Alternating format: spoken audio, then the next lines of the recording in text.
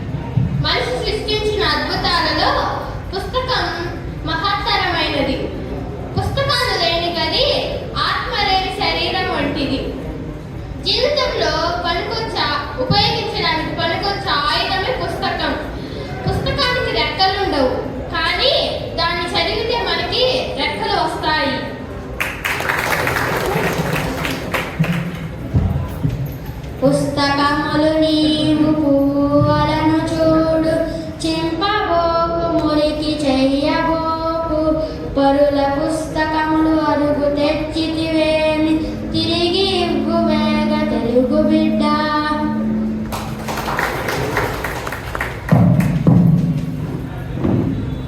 పుస్తకాల ప్రాధాన్యం గురించి చెప్పడానికి పిల్లలు వచ్చారు, పాట పాడారు, కవిత్వం చెప్పారు.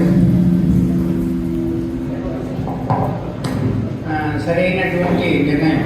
వీళ్ళే కదా రేపు భావితరం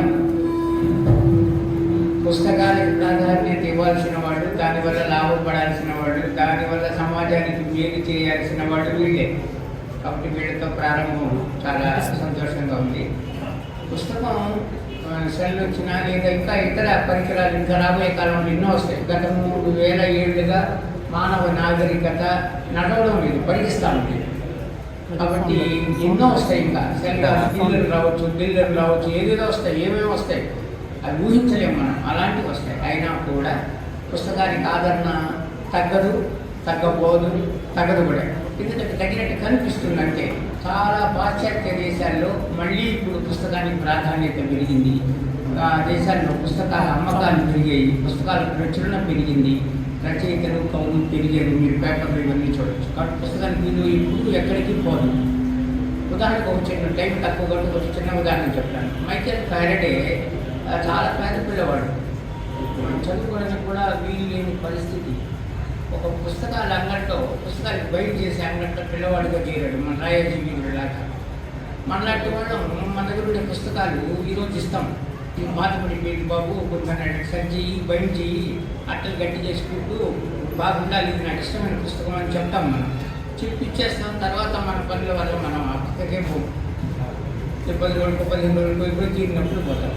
ఈ మైకేల్ ఫ్యారడే ఏం చేసేవాడు, ఇలాంటి పుస్తకాన్ని అంటించేవాడు, అతికించేవాడు, అట్టలేసేవాడు, కుట్టేవాడు, గట్టిగా చేసేవాడు. తర్వాత గమ్మకుండకుండా దాన్ని అటాచ్చి చదువుతూ ఉండేవాడు.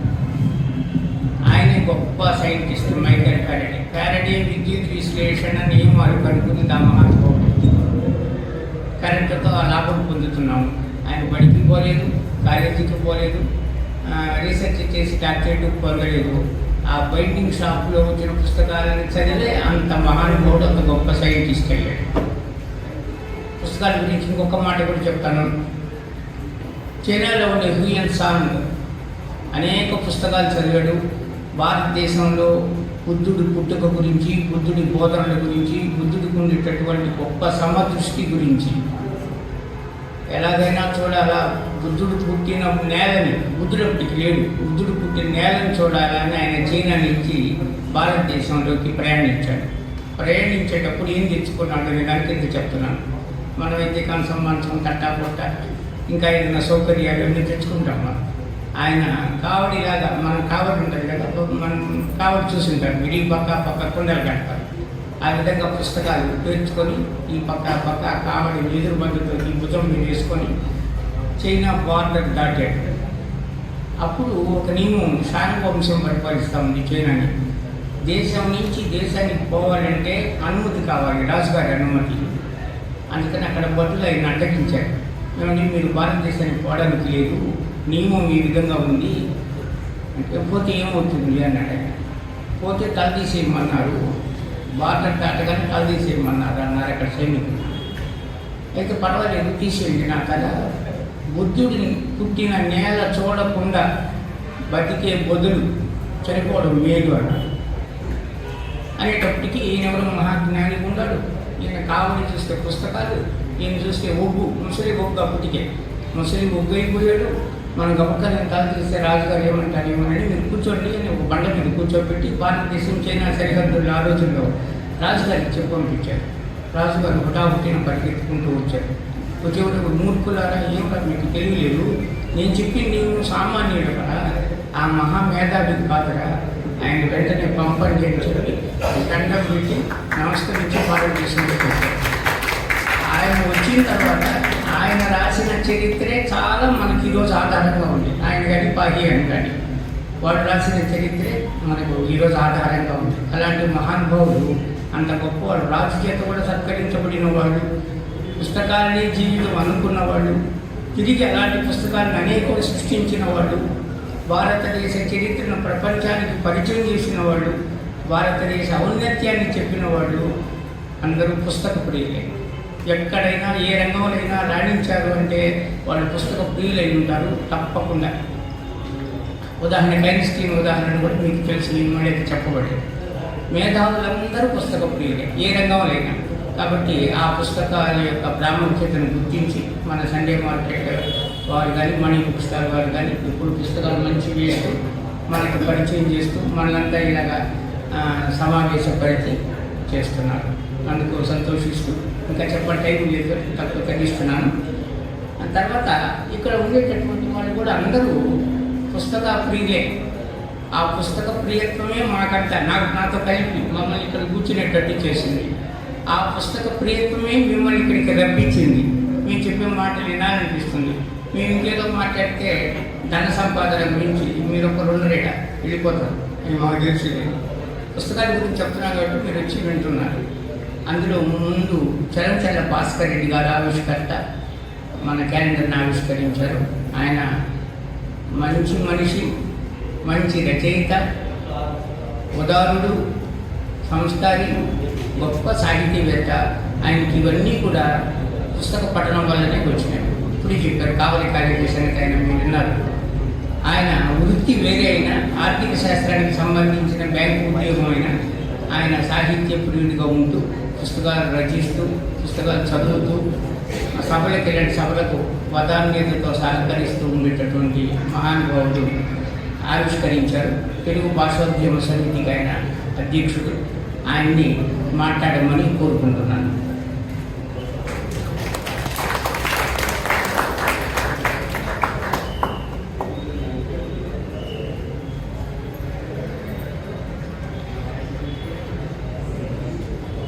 సభకి నమస్కారం. ఈరోజు సండే మార్కెట్ సభ్యులు అందరూ కలిసి ఈ క్యాలెండర్ ప్రారంభోత్సవాలు జరగడం అనేది చాలా సంతోషం. నెల్లూరుకు సంబంధించి ఒక సాంస్కృతిక వారసత్వాన్ని అందించేటువంటి క్యాలెండర్ని విలువైన ఒక పత్రంగా స్వీకరించవచ్చు. ప్రతి సంవత్సరం ఏదో ఒక సామాజిక అంశాన్ని తీసుకొని దాని మీద వివరణ ఇస్తూ ప్రజల్ని చైతన్యపరిచేటువంటి క్యాలెండర్. ఈ క్యాలెండరు చాలామంది ఒక సంవత్సరం తర్వాత నన్ను అడిగారు, ఆ క్యాలెండర్ కావాలి సార్ నాకని. నీకెవరు చెప్పినారా అంటే ఇంటికి పోతే వాళ్ళ ఇంట్లో చూశాను సార్, అందుకని నాకు అది కావాలి. సరే నాకు ఇంటే ఇచ్చాము జరిపింది. కానీ దాంట్లో పొందుపరిచినటువంటి విషయాలు ఎప్పటికీ సజీవమే. ఎందుకంటే సైన్స్ ప్రోగ్రెస్ అవుతున్న రోజుల్లో మూఢనమ్మకాలను పెట్టుకొని మనం వాటి మొరవట్లన్నీ కొట్టుకోబోతున్నాం. వాటిని నివారించాల్సిన బాధ్యత మేధావులైనటువంటి మనందరి పని. ఆ మూఢనమ్మకాలని పోగొట్టుకుంటే సమాజంలో పౌరులకి ఎన్నో రకమైనటువంటి ఉపయోగాలు ఉన్నాయి, ఆదర్శాలు ఉన్నాయి. వీటన్నిటిని సంతరించుకొని మనం ఒక వివేకవంతులుగా తయారవడానికి సందేహం లేదు. ఈ కథా సంహితాలు కానీ, గేయాలు కానీ, లేకపోతే పూర్వపు ప్రాత గ్రంథాలు కానీ, నిన్ననే ఇక్కడ జరిగినటువంటి ఒక కార్యక్రమం చేతన సంస్థ వాళ్ళు జరిగిన సుందరకాండం గురించి చెప్పడం జరిగింది. సుందరకాండ కాదు కానీ ఆయన దాంట్లో హనుమంతుడి వ్యక్తిత్వాన్ని ఆవిష్కరించారు. ఎలాంటి వ్యక్తిగా ఈ సమాజంలో ఉండాలి, కార్యసాధనకి హనుమంతుడు చేసినటువంటి కార్యక్రమాలు వాటన్నింటి గురించి చాలా అద్భుతంగా వివరించారు. అప్పుడే మనం ప్రభావితం అవుతాం ఆ క్యారెక్టర్ గురించి. అట్లాగే ఈ సమాజంలో ఎంతోమంది ప్రభావితులైనారు. ఈ మధ్యన మళ్ళీ పాత పుస్తకమైనటువంటి కందుకూరి వీరేశలింగం పుస్తకం చదివాను. దాంట్లో ఆ రోజుల్లో 100 సంవత్సరాలు పైగా జరిగిన రోజుల్లో ఆయన అంతటి విజ్ఞానాన్ని సంతరించుకొని దాన్ని ప్రజలకు మంచి దాన్ని ఆచరణీయమైనటువంటి మహానుభావుడు కందుకూరి వీరేశలింగం. ఎన్ని కష్టాలు పంచుకున్నాడు, ఎన్ని ఇబ్బందులు పడ్డాడు, అయినా కానీ చేయాల్సిన పని, ఈ సమాజానికి చేయాల్సిన పని. ఆ మరవడిలోనే ఈ కావాల మాకు లెక్చరర్గా ఉండేటువంటి సత్యనారాయణ శాస్త్రి గారు ఆయన విధానం చేసుకున్నారు. అంటే ఎక్కడ ఎంత ప్రభావితమైంది అనేది దానికి తెలుస్తుంటుంది. ఇటువంటి విషయాలన్నీ మనకి ఒక కమ్యూనికేషన్ సిస్టమ్ పుస్తకం పుస్తకాల ద్వారా మనం అంతా సంతరించుకుంటూనే ఉన్నాము. ఇందాక చెప్పినటువంటి గీతల పార్టీ నవల 1862లో రాశారు. ఆ నవలు ఎంత చేసినా కానీ ఇప్పటి వరకు సజీవంగానే ఉంటాయి. దాని గురించి ఎన్నో విషయాలు, మనిషికి సంబంధించిన విషయాలు తెలుసుకో, మానవ సంబంధాలు ఎందుకు ఉన్నాయి, ఏం చేయాలి, ఈ వాటిని నిలబెట్టుకునేదానికి మనం ఏం చేయాలి అనేటువంటి సందేశాలు దాంట్లోనే వస్తాయి. ఇంకా పైగా ఈ ఆదివారం నాడు మన ఆంధ్రజ్యోతి, ఈనాడు ఇంకా పుస్తకాలు వస్తున్నాయి. ఇంతకుముందు వారపత్రికలు ఉండేది, అది ఇప్పుడు వారపత్రికలు కనుమరుగైపోయినాయి.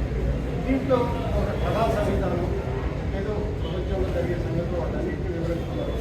అవి కూడా చాలా ప్రభావితం చేస్తూనే ఉన్నాయి. అటువంటి పని ఇది కూడా ప్రారంభించి ఆ 3 పుస్తకాలు 4 పుస్తకాలు ఆదివారం పత్రికలు తీసుకుంటే వాటిలో మనకు కావాల్సిన పుస్తకాన్ని మనం సంపాదించుకుంటాం. సందర్భంగా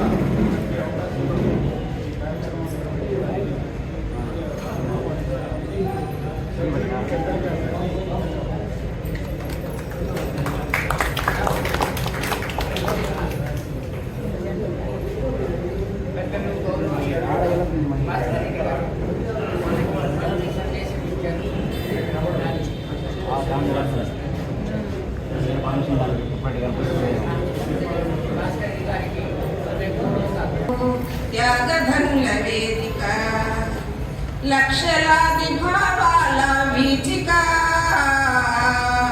మార్పు కోరు మేధావుల కోరిక, చైతన్యపు దీపిక, పిలుస్తున్నది పిలుస్తున్నది, నీకు నాకు స్వాగతమని పిలుస్తున్నది, సంఘ సేవకై దీక్ష పూనమన్నది, సామాన్యుడు అందించిన స్ఫూర్తితో వికసించెను విజ్ఞానపు కీర్తితో, శాస్త్ర సృష్టి మూలమైన ప్రజలకు, శాస్త్ర సృష్టి మూలమైన ప్రజలకు ఫలితాలను తెలియజెప్పగా నిలిచెను, జనంలోకి కదిలెను, పిలుస్తున్నది పిలుస్తున్నది, నీకు నాకు స్వాగతమని పిలుస్తున్నది, సంఘ సేవకై దీక్ష పూనమన్నది, తరతరాల ఛందసాల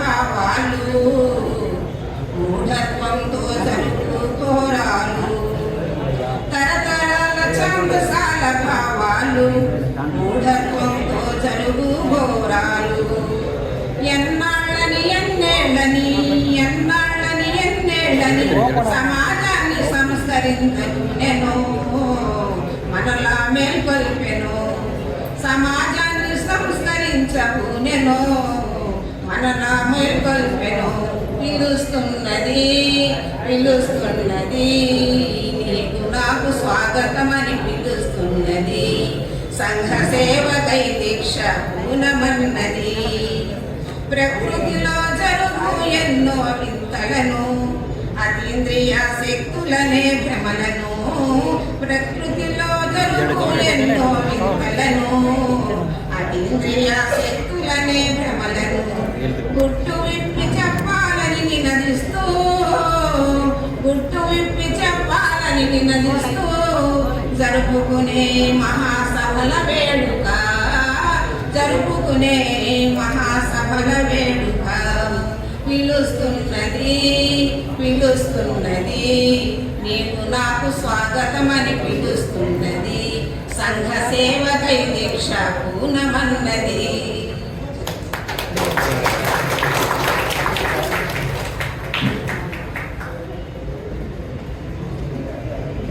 మైక్ లేదు కాబట్టి గీతకొండ సుబ్బారావు గురించి నేనేం చెప్పాను మీకు వినపడి ఉండదు, కాకపోతే ఇంపార్టెంట్ ఉంటాం మనకి తప్పదన్నమాట, సహజమని. గీతకొండ సుబ్బారావు గారు నెల్లూరులో తెలియని వారు ఉండరు, అంత సీనియర్ జర్నలిస్ట్ ఆంధ్రజ్యోతిలో. అంతేకాకుండా ఆయన కథకుడు, గేయ కవి, నిత్య పరిశోధకుడు. మన నెల్లూరు చరిత్రను, నెల్లూరులో ఉండేటటువంటి మహానుభావులను, ఆయన వ్యక్తికి సాధించి శోధించి అనేక రచనలు చేశారు. తెలుగు గురించి ఏదైనా అడగాలంటే అథారిటీ నాకు తెలిసి ఇప్పట్లో ఈతకొర సుబ్బారావు చిన్నవాడైనా ఆయన గొప్ప కృషి వరుడు సాహిత్యంలో. ఇప్పటికీ అన్ని పత్రికలు మూతపడిన రోజుల్లో విశాలాక్షిని గత 15 ఏళ్ళుగా ఆయన సంపాదకుడుగా విజయ పదాన నడుపుతున్నారు. నేను బొబ్బిలికి పోయినా, విజయనగరం పోయినా, పార్వతీపురం పోయినా, ఎక్కడికి పోయినా నన్ను మొదట అడిగే మాట విశాలాక్షి పత్రిక గురించి ఈతకొర సుబ్బారావు గురించి. మీకు తెలుసా అంటారు. నాకు బ్రహ్మాండంగా తెలుసు అని చెప్తుంటారు. వాడు పెట్టే కథల పోటీలు, ప్రైజులు, బహుమతులు, సాహిత్య పోషణ అద్భుతమైనటువంటి విషయం. ఆయన్ని ఈ సందర్భంగా మన సభను ఉద్దేశించి మాట్లాడమని కోరుతున్నాను.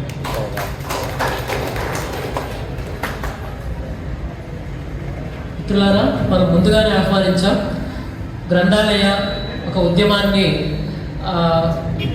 చేస్తున్నటువంటి మరో గ్రంథాలయ ఉద్యమకారుడే చెప్పవచ్చు. అనేకమైనటువంటి బైక్ ర్యాలీలు చేస్తూ అనేక ప్రాంతాలు తిరుగుతూ అవగాహన కల్పించినటువంటి మంచికంటి వెంకటేశ్వర్లు గారు మన సభకు ఇచ్చేశారు. వారిని మనం ఇందాక ఆహ్వానించాం. మరొకసారి వారికి సగౌరవ ఆహ్వానం పలుకుతున్నాం. మనకి ఆవిష్కర్త ఈతకొర సుబ్బారావు గారు క్యాలెండర్ గురించి తెలియజేస్తారు. Thank you.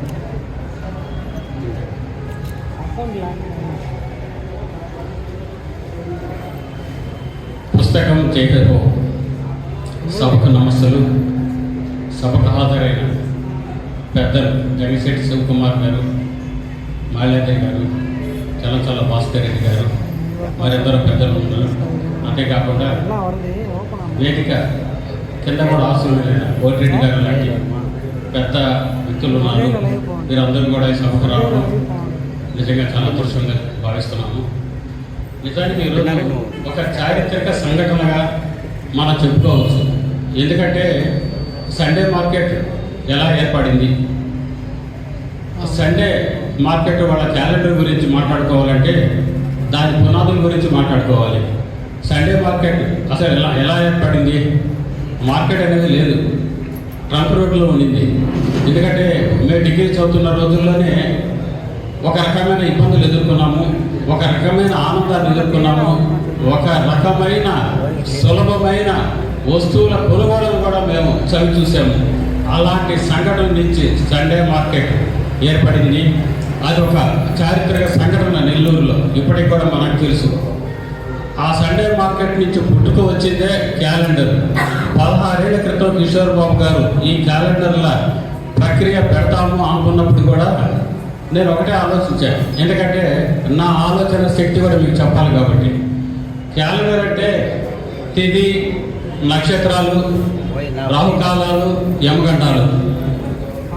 నాకు తెలిసి కిషోర్ బాబు గారు లేదంటే సండే మార్కెట్ అప్పటికి ఒక చైతన్యవంతంగా, ఒక అభ్యుదయ బాటలో, ఒక మంచి ఆలోచన విధాన్ని, ఒక క్రమశిక్షణ. ఎందుకంటే సండే మార్కెట్లో కూడా ఎన్నో ఉన్నప్పుడు కూడా ఒక క్రమశిక్షణతో తీసుకువచ్చారు.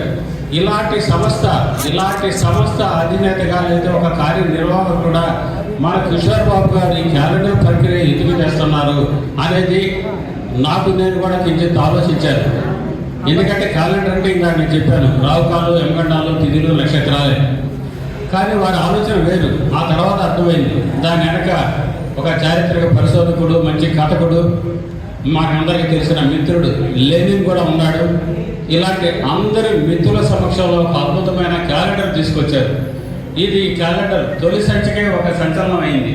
బహుశా ఒక నెల్లూరు కాదు, అప్పట్లో మన తెలుగు రాష్ట్రంలోనే ఒక కొత్త ఒరవడి, కొత్త శ్రీకారం, కొత్త చైతన్యం క్యాలెండర్లో కూడా ఇలాంటి ప్రక్రియ తీసుకురావచ్చా అనే ఒక నూతన ఒరవడి శ్రీకారం చుట్టిన సండే మార్కెట్ కానివ్వండి, కిషోర్ బాబు కానివ్వండి, వారి కార్యనిర్వాహక సభ్యులు కానివ్వండి, ఒక అభినందనీయమైన చర్యలు చేపట్టుకొని వచ్చారు. ఇది రాష్ట్రంలోనే ఒక గొప్ప సంచలనమైన విషయంగా నమోదైంది. అప్పటి నుంచి ఇప్పటికి కూడా 16 సంవత్సరాలుగా ఈ క్యాలెండర్ను తీసుకొస్తున్నారు. ఏ ఒక్కటి కూడా ఏ నెలకు ఆ నెలకి పేజీ చించి పక్కన పడేయారు.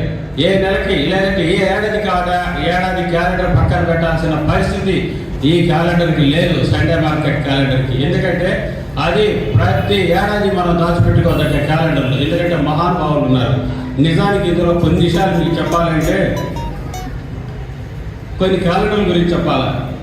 ఇందులో ఒక సాహిత్యం గురించి ఒక సంవత్సరం వేశారు, అలాగే పర్యావరణం గురించి ఒక ఏడాది వేశారు, సంఘ సంస్కరణ గురించి ఒక సంవత్సరం వేశారు, అలాగే మానవతా విలువలు పెంపొందించే ఒక ఆలోచన కలిగించే ఒక క్యాలెండర్లు తీసుకొచ్చారు, ఆరోగ్యం మీద ఒక ఏడాది క్యాలెండర్ తీసుకొచ్చారు, శాస్త్రవేత్తలు పండితుల గురించి తీసుకొచ్చారు, ప్రజా విజ్ఞానం గురించి తీసుకొచ్చారు. ఇలా 15 అంశాల మీద, 15 సంఘటనల మీద, 15 వ్యక్తుల మీద తీసుకురావడం తెలుగులో కాదు, బహుశా ఎక్కడ కూడా క్యాలెండర్ల ప్రక్రియలో ఇలాంటి ప్రక్రియ ఎక్కడా రాలేదని మాత్రం నేను ఖచ్చితంగా చెప్పగలను. అది కేవలం ఒక సండే మార్కెట్కి దక్కింది, మన నెల్లూరుకి దక్కింది. ఇందాక మన మిత్రులు చెప్పినట్టు కూడా సండే మార్కెట్ క్యాలెండర్ ప్రతి ఒక్కరు అడుగుతారు, బయట ఊర్లు కూడా అడుగుతారు. లాస్ట్ టైం కూడా నేను కొండమ్మ గారికి చెప్పాను, క్యాలెండర్లు ఉచితంగా ఎవరికి ఇవ్వబాకండి అని లాస్ట్ డే కూడా చెప్పాను. ఎందుకంటే చాలా విలువైన క్యాలెండర్. మనం కొని మనం ఏ షాపు పోయినా ఈ సీజన్లో క్యాలెండర్లు ఉచితంగా పంచుతూ ఉంటారు, మన అడగపోయినా మన సంచుల్లో పెడతా ఉంటారు, మనకు అవసరం లేదు. ఈ క్యాలెండర్ మాత్రం అడిగిన వాళ్ళకి ఇవ్వండి, కొన్న వాళ్ళకి ఇవ్వండి, డబ్బులు ఇచ్చిన వాళ్ళకి ఇవ్వండి. ఎందుకంటే విలువైన క్యాలెండర్ కొంటేనే ఆనందం, ఒక పుస్తకమే కాదు, అంతకన్నా విలువైన క్యాలెండర్. దీంట్లో ఎన్ని ఉంటాయి తెలుసా? మహానుభావులు పుట్టిన రోజులు ఉంటాయి, జయంతులు ఉంటాయి. ఇవన్నీ కూడా మనకి ఎక్కడ చూస్తే దొరుకుతాయి. వాళ్ళ ఫొటోస్ ఇప్పుడే నేను పూర్తిగా కూడా చూడలేదు ఈ సంవత్సరం. ఆ క్యాలెండర్ చూస్తే మహానుభావుల ఫొటోస్ ఉంటాయి. ఇవన్నీ కూడా మనకి ఎక్కడ లభ్యమవుతాయి? ఇవన్నీ మనం పదిలంగా దాచిపెట్టుకోవాల్సిన క్యాలెండర్లు ఎక్కడైనా పదిలంగా దాచిపెట్టుకో అవకాశం ఉంటుందా? కానీ నెల్లూరు సండే మార్కెట్కి మాత్రం ఆ అవకాశం ఉంది.